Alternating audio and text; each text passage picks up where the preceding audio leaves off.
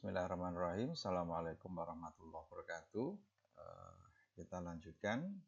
Kali ini kita akan membahas tentang jembatan AC ya. Kalau kemarin kita bicara tentang jembatan DC ya sebelumnya ya, kita sekarang masuk di jembatan AC. Nah, sebenarnya jembatan DC dan AC ini punya kesamaan dari sisi ketentuan atau syaratnya ya. Jadi kalau kita coba gambarkan ya jembatan AC, oke, tanda indikator untuk sumber AC ya. Kemudian, nah kita di sini pakai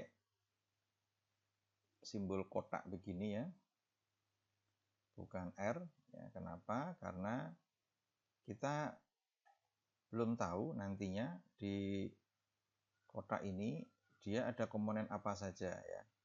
Jadi yang perlu diketahui ya, ini kita kasih nama impedansi ya. Kita kasih simbol Z1, ini Z2, ini Z3, ini Z4 ya. Z4 ini biasanya nanti adalah ZX atau impedansi yang kita belum tahu di dalam impedansi ini ada komponen apa saja. Nah, biasanya nanti kita diminta untuk mencari ya komponen apa saja, seri atau paralel, kemudian nilainya berapa ya untuk kondisi setimbang. Nah, oke, saya tambahkan beberapa notasi yang lain ya. Saya pakai huruf besar ya, A, B, C, D.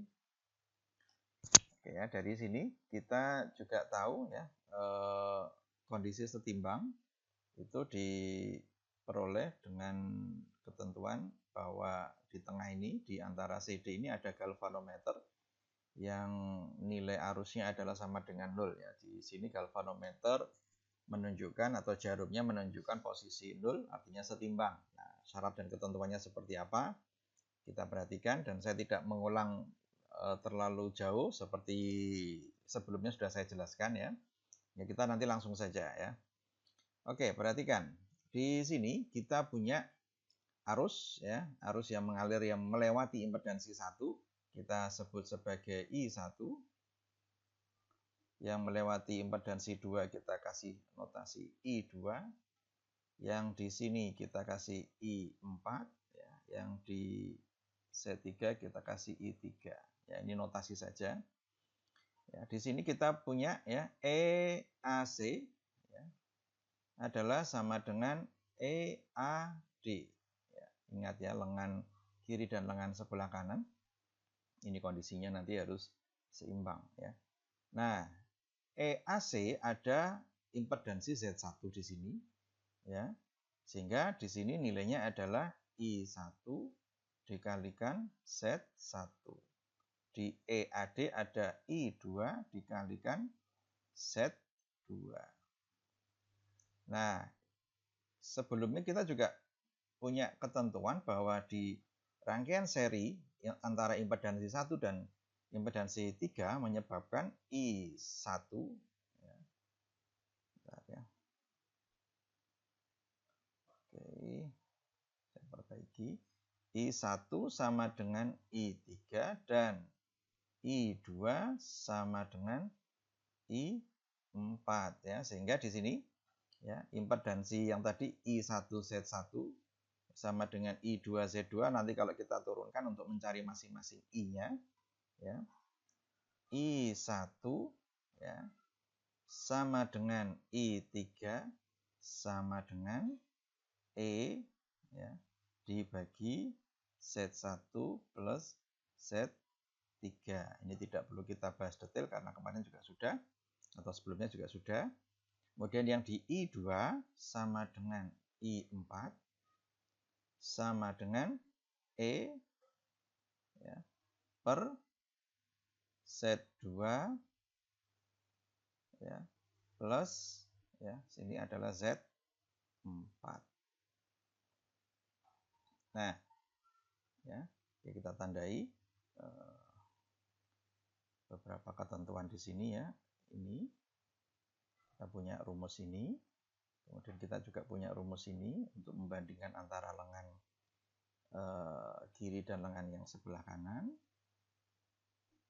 Nah, di sini nanti kita melakukan satu proses substitusi sehingga kita bisa mendapatkan satu rumus ya yang kemudian bisa menjadi ciri kita bahwa untuk menjadikan setimbang kita bisa mengalihkan antar lengannya. Ya, Z1 kalikan Z4 sama dengan Z2 kalikan Z3 ya. Kita dapatkan ini. Ini di sebelumnya juga sudah saya bahas untuk rangkaian DC. Nanti bisa dicek di video saya sebelumnya ya. Z4 ya. Maaf. Z ini ya, Z1 kalikan Z4 kalikan silang ya, sama dengan Z2 dikalikan Z3. Ini hasil substitusinya.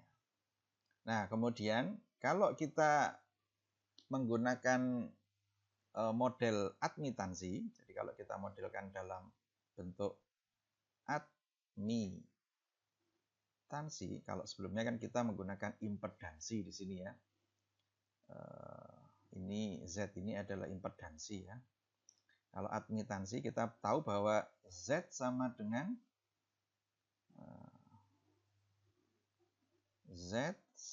dengan seper Y ya.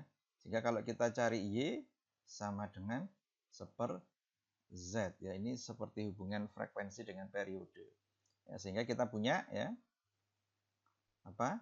Y1 kalikan Y4 sama dengan Y2 dikalikan Y3. Oke, kita sudah punya ini, kita sudah punya ketentuan ya di syarat setimbangnya, kita punya ini ya.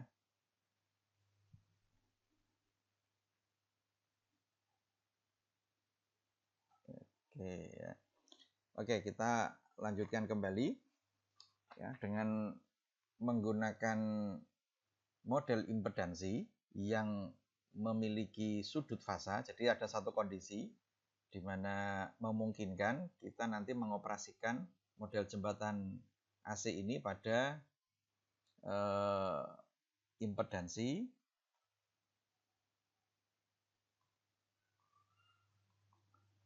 dengan sudut fasa, ada sudutnya. Nah, gimana cara merumuskannya? Rumusnya sama sebenarnya. Ya, yang berbeda adalah nanti tiap impedansinya itu nanti kita tambahkan sudutnya. Ya, jadi kita punya begini, Z1 ya, dengan sudut ya, fasa 1 dikalikan Z4 ya, dengan sudut fasa 4 ya, sama dengan ya, Z2 dengan sudut fasa 2 ya, dikalikan Z3 ya, dengan sudut fasa 3. Nah, ya, ini adalah model jembatan yang nantinya impedansinya punya sudut fasa. Nah, kemudian cara menyelesaikannya adalah untuk impedansi kita kalikan. Kemudian untuk sudut fasanya atau untuk beda fasanya di sini kita jumlahkan. Ya.